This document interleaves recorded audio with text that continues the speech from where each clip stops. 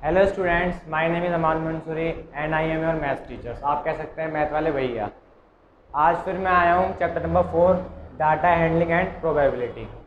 Let's crack dream Jamia AMU BHU class 9 entrance exam.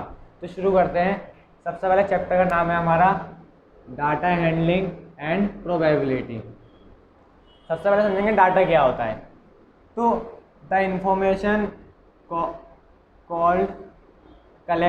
Information collected in the term of number is called data. यानी जो भी हमारी information collect होती है किसकी टर्म में, नंबर की टर्म में, उसे हम कहते हैं डाटा। क्या कहते हैं? डाटा। उसके बाद में हमारा आता है जो डाटा होता है उसे हम रिप्रेजेंट करते हैं सबसे पहले ग्राफिकली। यानी आपने क्लास 6-7 में पढ़ा होगा कि डाटा को ग्राफिकली रिप्रेजेंट कैसे करते हैं। सबसे पहले आता है हमारा पिक्टोग्राफ। पिक्टोग्राफ क्या होता है?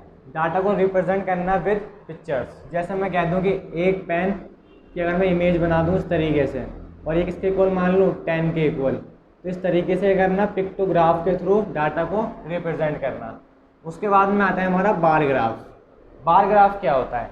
बार ग्राफ होता है डाटा को इंटरवल के थ्रू रिप्रेजेंट करना। यहाँ पे हमारे नंबर लिखे जाएंगे और यहाँ पर हमारे सब्जेक्ट्स आएंगे, लेकिन इसमें क्या होगा, एक थोड़ा सा गैप होगा, इसी को हम बोलते हैं बार ग्राफ। अब हमारा आता है थर्ड पॉइंट में डबल बार ग्राफ।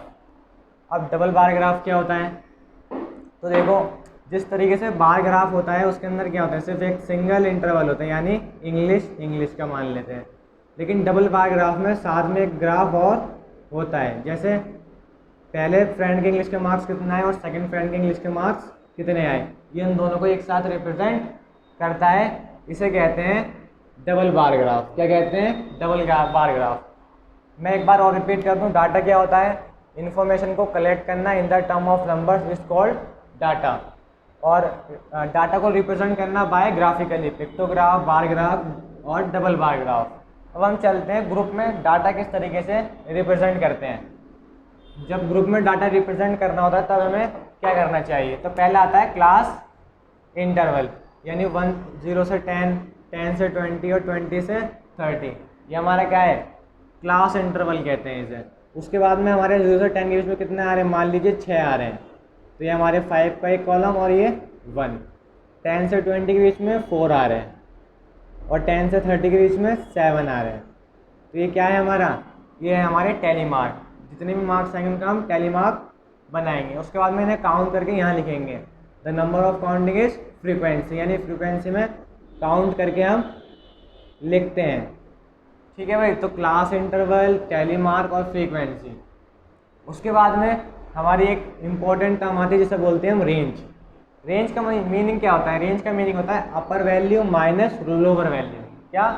अपर वैल्यू माइनस लोअर वैल्यू। मान लीजिए ये कोई डाटा है, ठीक है, और इसके अंदर से अपर वैल्यू मैच कर देंगे लोअर वैल्यू में से, और क्या मिलेगा हमें? रेंज मिल जाएगी। ठीक है। इससे रिलेटेड क्वेश्चन हम MCQ में करेंगे। अब बात करते हैं क्लास मार्क की, जो क्या है हमारे लिए इम्पोर्टेंट है। क्लास मार्क में क्या होता है कि हमारी लोअर वैल्यू को प्लस कर देते हैं, किसमें? अपर वैल्यू में डिवाइड कर देते हैं 2 से। इसको कहते हैं क्लास मार्क। इससे रिलेटेड हम क्वेश्चन करेंगे हमारे नेक्स्ट पार्ट के अंदर, चैप्टर 4 के। अब एक टर्म आती है हमारी, जिसे हम बोलते हैं हिस्टोग्राम। हिस्टोग्राम में क्या होता है? हिस्टोग्राम में ग्राफ में ना तो कोई गैप होता है इंटरवल के बीच में, और ये कुछ इस तरीके से बनता है, इसी को बोलते हैं हिस्टोग्राम। अब आते हैं नेक्स्ट पार्ट पे, जिसका नाम है क्या? Pie chart. पाई चार्ट कैसे ड्रॉ करते हैं? मान लीजिए हमारे कोई मार्क्स आए हैं, मैथ में 50%, इंग्लिश में 25% और साइंस में 25%। अब हम इसका पाई चार्ट किस तरीके से बनाएंगे? क्या बनाएंगे? पाई चार्ट बनाएंगे। तो सबसे पहले हम इसका फ्रैक्शन करेंगे, यानी परसेंटेज अपॉन में क्या आएगा? 100, तो 50 अपॉन में 100, 25 अपॉन में 100, 25 अपॉन में 100। अब हम इसे काटेंगे तो क्या आएगा? 1 अपॉन में 2, ये हो जाएगा 1 अपॉन में 4, और ये हो जाएगा हमारा 1 अपॉन में 4। अब हम इसके जो हमारा सर्कल होता है उसका पूरा टोटल एंगल होता है कितना? 360। तो 1 अपॉन में 2 को 360 क्या करेंगे? मल्टीप्लाई करेंगे, और क्या आएगा? 180 डिग्री। अब इसी तरीके से सेकंड को करेंगे इंग्लिश को, जिसका क्या आता है? फ्रैक्शन 1/4। इसको 360 से मल्टीप्लाई करेंगे और क्या आएगा? 90 डिग्री। अब उसके बाद में हम करेंगे साइंस का, जो क्या है हमारा 1/4 इंटू में 360, यानी ये भी हो जाएगा हमारा 90 डिग्री। अब इसको हम इस तरीके से एक सर्कल बनाएंगे। सर्कल बनाने के बाद में जो हमारा 90 डिग्री का एंगल बनाएंगे सबसे पहले, उसके बाद में फिर चाहो पहले आप 80 का बना लो या फिर बाद में दोनों 90 बना लो। इस तरीके से ग्राफ में रिप्रेजेंट हम कर देंगे टोटल 360 एंगल के अंदर। इसी को बोलते हैं पाई चार्ट। अब चलते हैं हम सबसे नीचे किस पे, मीन, मीडियन, मोड। और ये तीनों क्या है हमारे लिए, मोस्ट इंपॉर्टेंट है। इनसे रिलेटेड क्वेश्चन आते हैं, रेंज से रिलेटेड क्वेश्चन आते हैं, एमसीक्यू के क्लास मार्क्स से रिलेटेड क्वेश्चन आते हैं, मीन से आते हैं, मीडियन से आते हैं, मोड से आते हैं, और हमारे आते हैं किससे, प्रोबेबिलिटी से। ये हमारे ऑलमोस्ट इससे क्वेश्चन इस चैप्टर में हमसे पूछे जाते हैं, किसमें, क्लास 9 एंट्रेंस एग्जाम में। चलो समझते हैं मीन क्या होता है।